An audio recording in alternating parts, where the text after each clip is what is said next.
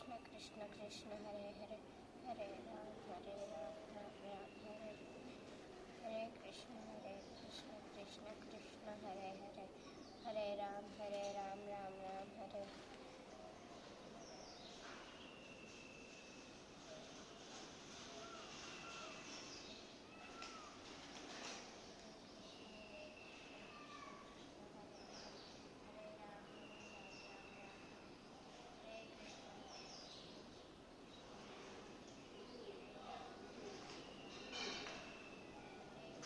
ఈరోజు శ్రీరాముడి పట్టాభిషేకం జరగబోతుంది.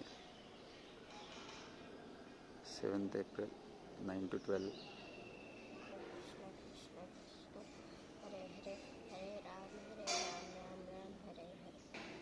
అన్న, ఈరోజు శ్రీరాముల వారి పట్టాభిషేకం చేయబోతున్నారు కదా. నిన్న శ్రీరామనవమి అయిపోయింది.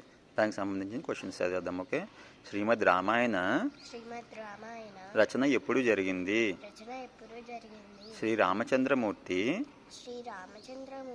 రాజ్య పట్టాభిషిక్తుడైన తర్వాతనే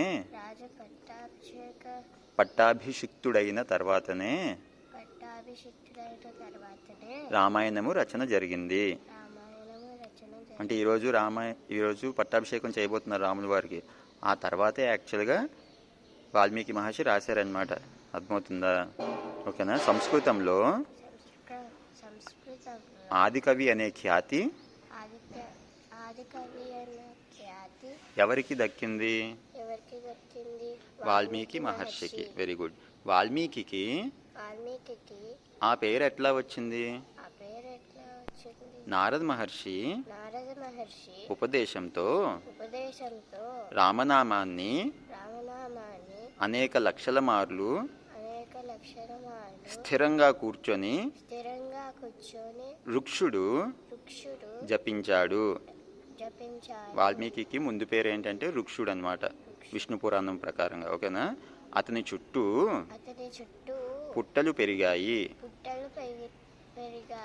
తపస్సిద్ధుడై వాటి నుండి వచ్చాడు.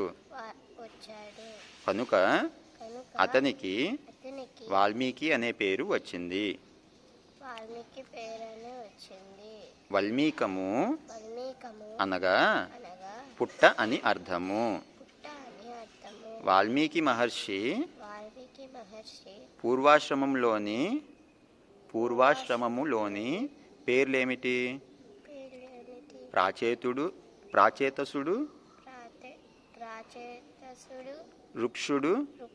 రుక్షుడు విష్ణు పురాణం ఆధారంగా వచ్చిందంట. ఓకేనా? భార్గవుడు. సో ఇప్పుడు నువ్వు హరే కృష్ణ మహామంత్రి ఎలాగైతే జపించావో అట్లా వాల్మీకి మహర్షి ఏమో ఎంతో తపస్సిద్ధు అయినంత వరకు అలాగ నారద మహర్షి చెప్పారు కాబట్టి జపిస్తూనే ఉన్నారు రామనామాన్ని. అలా సిన్సియర్గా చేస్తే ఏదో ఒక రోజు నువ్వు కూడా మహర్షి అంత గొప్పదాన్ని అవుతావు. అర్థమైందా? జై శ్రీరామ్. చెప్పు.